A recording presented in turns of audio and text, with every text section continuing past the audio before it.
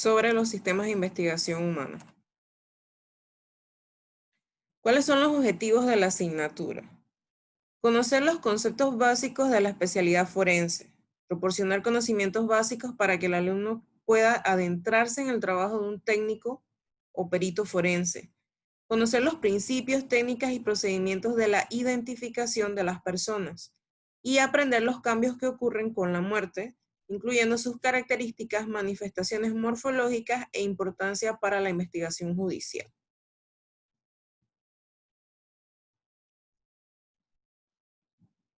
Introducción a las ciencias forenses. ¿Qué son las ciencias forenses? Las ciencias forenses son un conjunto de disciplinas auxiliares cuyo objetivo común es el de materializar la prueba para efectos judiciales o para utilizarse en un juicio mediante una metodología científica. Recordemos que el método científico consta de 7 pasos, que inicia con la observación y termina con la presentación de nuestras conclusiones. Y a la hora de realizar nuestro trabajo como peritos forenses, eso es lo que vamos a hacer. Primero vamos a observar, vamos a ir recopilando información, la vamos a analizar para al final entonces compartir nuestras conclusiones sobre la investigación. Y las ciencias forenses son cualquier ciencia que se convierta en forense, es decir, cualquier ciencia que podamos utilizar en un procedimiento judicial.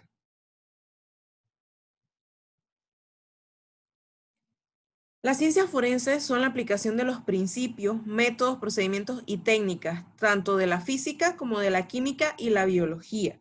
Y se realiza un examen minucioso de las evidencias físicas que recopilamos en la escena de los hechos delictivos, con el objetivo de ayudar a la justicia para probar la existencia de un delito o para identificar a los autores y coautores de un hecho punible y la forma en que operaron, es decir, el modus operandi.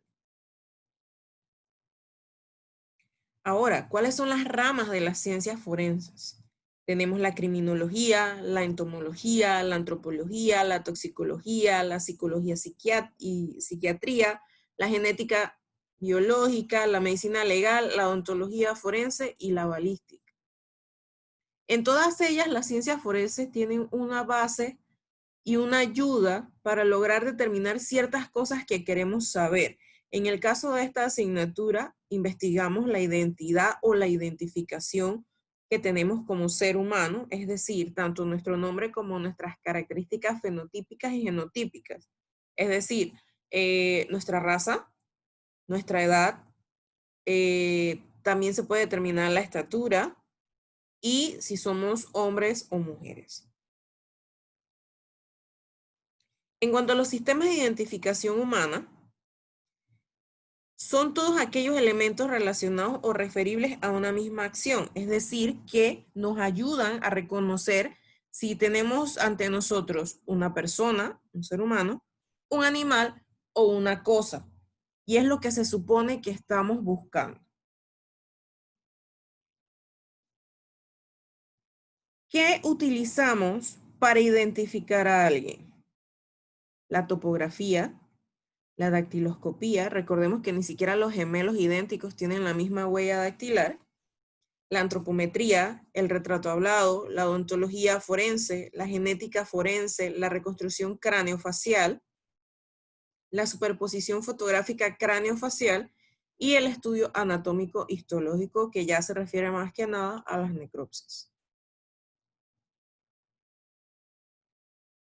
Hay dos conceptos muy importantes que ya les mencioné anteriormente: identidad e identificación. O sea, identidad es el conjunto de características que se hacen a una persona distinta de las demás, pero que va a caracterizarlo a él y lo va a hacer único. Mientras que la identificación son los métodos que se utilizan para establecer la identidad de una persona. Es el proceso mediante el cual reconocemos a un individuo vivo o muerto o sus restos cadavéricos. Entonces, por ejemplo, nuestra identidad la componen el sexo, la edad que tenemos en este momento, mientras que la identificación puede ir desde el ADN hasta el simple hecho de la concordancia de la fotografía de nuestra cédula con alguna otro tipo de identificación, un retrato hablado, o si ya, pues en tal caso, un cadáver. Entonces, ¿cuáles son los elementos básicos de los sistemas de investigación humanos? La identidad, que aunque somos iguales porque somos seres humanos y podemos ser hombres o mujeres, también somos diferentes los unos de los otros. La filiación, que puede ser civil, criminal o por derecho a identidad. Recordemos que la identidad o tener nombre es un derecho humano indispensable. Y por último, pues la identificación, que se centra más que nada en el reconocimiento de que usted es esta persona, tiene esta identidad y está afiliado en el registro público, por decirlo de alguna forma, o está afiliado en los archivos de investigación criminal. También existe un concepto conocido como identificación empírica. Se realiza a cada instante, frecuentemente y en forma práctica o inconsciente. Simplemente es el hecho de comparar en nuestra mente una persona con otra. Por ejemplo, muchos tienen la facilidad de recordar las caras, más no los nombres. Pero en nuestra mente relacionamos esa imagen que tenemos grabada en nuestra memoria, ya sea a corto o largo plazo, y la identificamos como fulano de tal. La identidad humana, entonces, es el conjunto de particularidades y características del ser humano que lo definen en su propia personalidad y la distinguen de otro ser humano. Desde el punto de vista policial, existen tres aspectos que debe reunir la identidad de una persona. La identidad física, es decir, todo lo que vemos, la identidad psíquica, que serían como los comportamientos y actitudes que tenemos, y la identidad biográfica. En el registro civil, pues va a estar la identidad o la identificación de nuestros antecesores, en este caso, pues nuestros padres. La identidad física es el conjunto de características y particularidades de origen congénito o adquirido inherentes al cuerpo humano. Nosotros nacemos con un código genético, el cual con el paso de los años nos va a hacer desarrollar ciertos fenotipos. Fenotipos no es más que todo lo que podemos ver del cuerpo humano. En un punto nos vamos a desarrollar como femenino o como masculino, dependiendo del código genético que ya traemos desde que nos formamos en el sistema reproductor de nuestras madres. Y son todas estas características las que hacen que esa persona sea esa persona y la distingue de otro ser humano y determina las características morfológicas del individuo. La identidad física entonces la podemos determinar de cuatro formas: por medio de fotografías, por medio del método antropométrico de Bertillon, por medio de un retrato hablado o por medio de la dactiloscopía.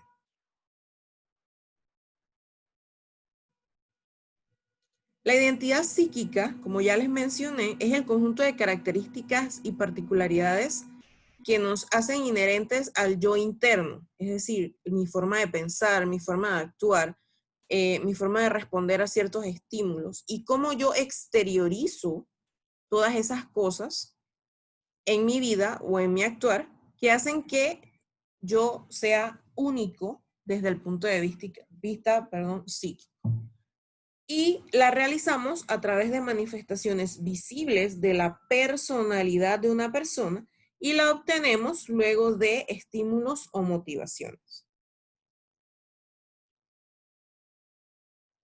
Entonces, la identidad psíquica la vamos a determinar por medio de una inspección u observación, que puede ser indirecta o directa, mediante interrogatorios y mediante pruebas psicológicas, para determinar, pues, nuestra forma de pensar, nuestra forma de actuar y si hay algo que está alterando la forma en que actuamos.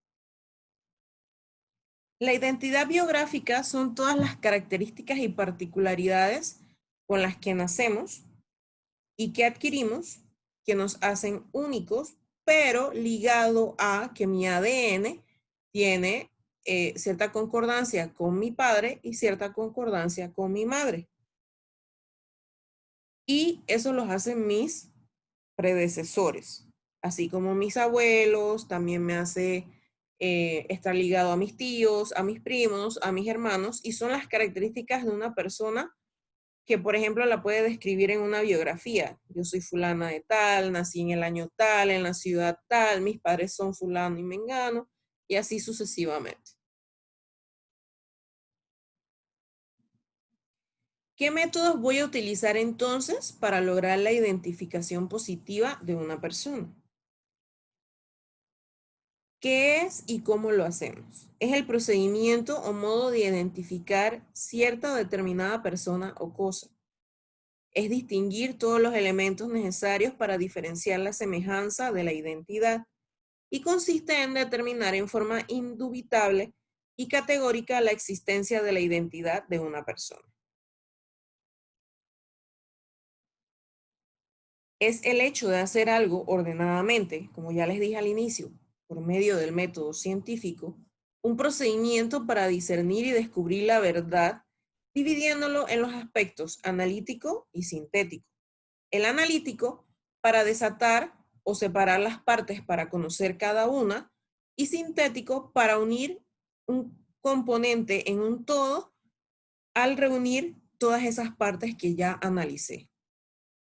Yo necesito estudiar parte por parte para poder al final dar una conclusión sobre todo. Los sistemas de identificación en personas vivas más comúnmente utilizados son aquellos ligados al ADN, a la lofoscopía, al retrato hablado. También podemos basarnos en la dactiloscopía o en la pelmatoscopía, o sea, la de las manos y la de los pies, y buscando en ellas ciertas peculiaridades.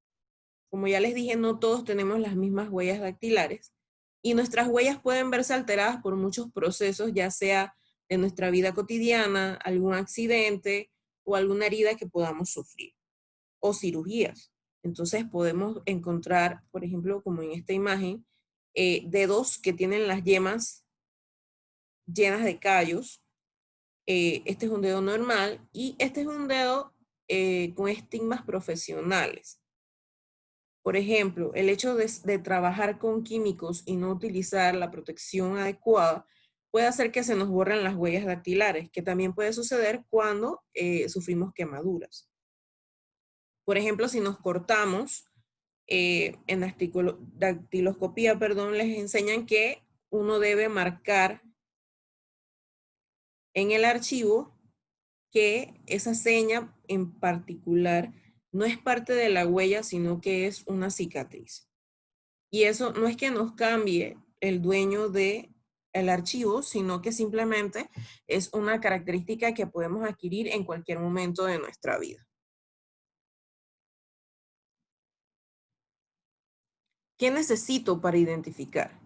Necesito ser infalible, no admitir ninguna duda, ningún error. Y es fundamental mantenerlo así. Debe ser sencillo. Es una comprensión y una concepción y la mayoría puede comprenderlo como un nivel cultural medio. Es práctico, no es más que aplicar ciertos procesos o ciertos análisis para lograr una conclusión. Es económico y se puede aplicar en cualquier lugar. Ahora hablaremos un poco sobre la odontología forense. La odontología forense no es más que la aplicación de los conocimientos y técnicas de la odontología en la investigación judicial. Incluye distintas cosas. Por ejemplo, yo puedo calcular la edad, puedo hacer pruebas científicas de identificación, puedo realizar análisis de mordeduras, sobre todo en delitos de tipo sexual. Y todo esto al final me va a arrojar la identidad y la identificación positiva de una persona. ¿Por qué es importante la odontología forense? El odontólogo asiste al patólogo en problemas difíciles. Por ejemplo, si lo que encontramos en una escena son restos óseos, el médico forense quizás no está del todo capacitado para trabajar en ese ámbito, sino que va a necesitar la ayuda del antropólogo forense, que es el que en realidad está especializado en el estudio de los huesos, y también en el odontólogo forense, porque donde no hay tejidos blandos, existe otro tipo de información que nos puede arrojar una identificación positiva. El peritaje del odontólogo es fundamental en muchos problemas médico-legales, sobre todo cuando tenemos intentos o delitos contra la integridad sexual en los que hay mordeduras. Nos ayuda a identificar tanto a vivos como a muertos. ¿En qué áreas se utiliza la odontología forense? En la identificación en homicidios ocurridos en desastres aéreos o en desastres en masa, para diagnosticar la edad, la raza y el sexo de una persona. También estudian los senos paranasales, se ayudan de la antropología y de la radiología para determinar ciertas características propias de una persona, y también nos ayudan a estudiar las mordidas y diferenciarlas de si son provocadas por el ser humano o por algún animal.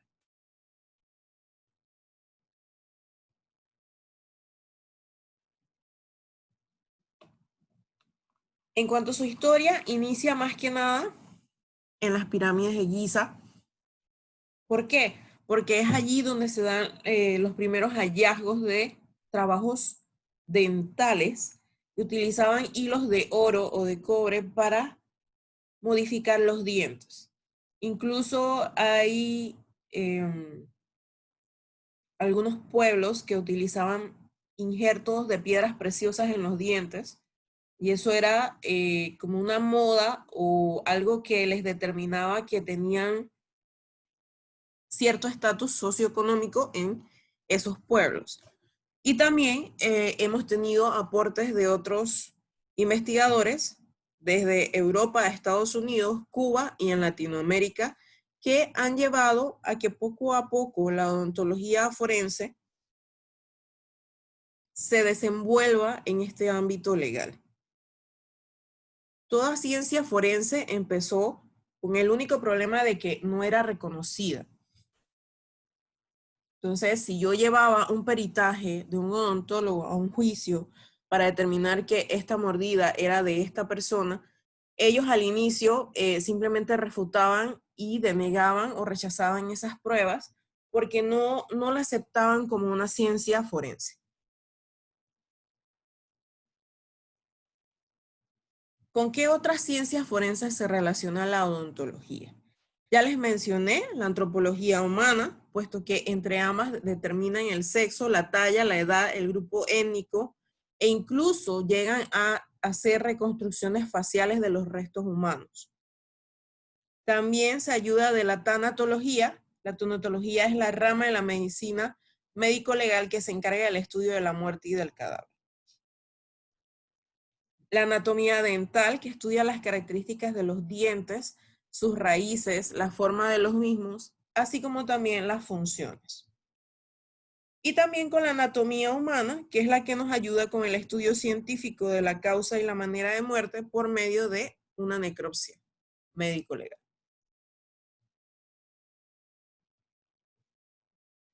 Otras de las ciencias con las que la odontología se relaciona muy estrechamente sería la medicina forense, que es la que se encarga del estudio minucioso del cadáver y de determinar la identidad de una persona y la causa de su muerte.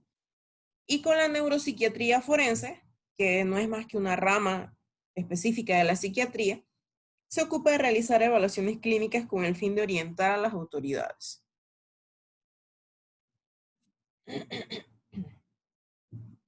En cuanto a la anatomía dental, como vemos en esta imagen, la arteria carótida externa ascendente se divide en dos. La rama interna o medial es la arteria maxilar, la cual se va a subdividir en muchas ramas, pero también nos va a dar las arterias palatinas, menor y mayor, que están hacia medial, y las ramas de las arterias alveolares superiores o ramas dentarias, que también van a irrigar las raíces de los dientes. Además de eso, también tenemos raíces del nervio cigomático temporal, raíces del nervio infraorbitario, del nervio alveolar superior medio, hasta dar los ramos dentarios y gingivales, que proceden principalmente de los nervios alveolares superiores. Esto quiere decir que los dientes tienen una irrigación arterial y un drenaje venoso. Es por esto que cuando éramos niños y se nos caían los dientes, tendía a sangrar un poquito. Y el aspecto nervioso o los nervios que inervan los dientes, entonces es lo que nos provocaba el dolor cuando intentaban sacarnos el diente. Y también estos nervios se ven afectados en otras patologías de los dientes. Por ejemplo, cuando tomamos algo muy frío y nos da calambre. Estas son las partes en las que podemos dividir un diente. También, además de dividirlas de esta forma, las podemos clasificar de acuerdo a la vista que tenemos. Si es una vista anterior, si es una vista posterior, si es una vista medial, si es lateral, si es lingual, si es bucal, si está hacia el ápice o si está hacia la corona.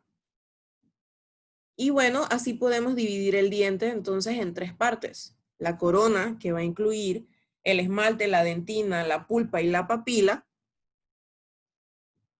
Vamos a tener el cuello, que va de la papila, que es esta parte de la encía, justo donde se inserta el diente, hasta la parte ósea, o sea, donde ya el diente entra en la mandíbula o en el maxilar superior. Tenemos la raíz. Recordemos que el esmalte es lo que está arriba visible, mientras que el cemento es lo que ya está dentro de la encía. Tenemos la membrana periodontal, que es como una extensión de la encía, pero hacia la cara interna del hueso. Tenemos el conducto radicular, por donde pasan el nervio, que es lo que está en blanco, la arteria, que está en rojo, y la vena, que está en azul. Y acá al final entonces tendremos el agujero apical, que es por donde entran entonces los vasos sanguíneos y nerviosos. En esta imagen vemos los dientes de leche o deciduales y nos muestra más o menos a qué edad deben salir los dientes de leche. Por ejemplo, los incisivos centrales son los primeros en salir. Hay algunos niños que les sale desde los 6 meses, pero se considera normal de 8 a 10 meses. Se supone que deben salir primero los inferiores y después los superiores centrales, después los laterales, después el primer molar, después el segundo molar y los caninos. Todo esto que está en azulito o celeste son nuestros dientes permanentes. Y recordemos que nosotros tenemos un recambio que empieza alrededor de los 6 años. A los 6 años salen los molares, mientras que el recambio de los dientes de leche a los dientes permanentes, entonces iniciará propiamente entre los 6 y 7 años y siempre inicia así como inició la erupción dentaria en los bebés, por los incisivos centrales. Y esta entonces ya es nuestra dentadura permanente, incluyendo el tercer molar o la muela del juicio, que es la última que sale entre los 17 y los 21 años. En cuanto a las raíces de las muelas, hay muchas variantes en la anatomía dental y podemos tener raíces fusionadas, raíces cuádruples, triples, dobles, etcétera, etcétera.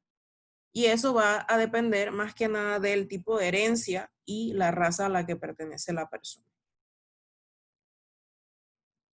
La tanatología, pues la tanatología procede del griego thanatos, que no es más que la personificación de la muerte no violenta en la mitología griega. Para una referencia más actualizada, pues las películas que hemos visto en los últimos años referente a Thanos y a las gemas del infinito. Entonces, la tanatología forense no es más que la ciencia que estudia los efectos que produce la muerte en los cuerpos de los fallecidos por muertes violentas o sospechosas. Son todos los fenómenos cadavéricos, ya sea tempranos o tardíos, naturales o artificiales, que pueden ocurrir en el cuerpo y van desde la deshidratación hasta la saponificación, la etapa enfisematosa o cuando el cuerpo se hincha, y por último entonces la degradación y la esqueletización, es decir, la formación de restos óseos.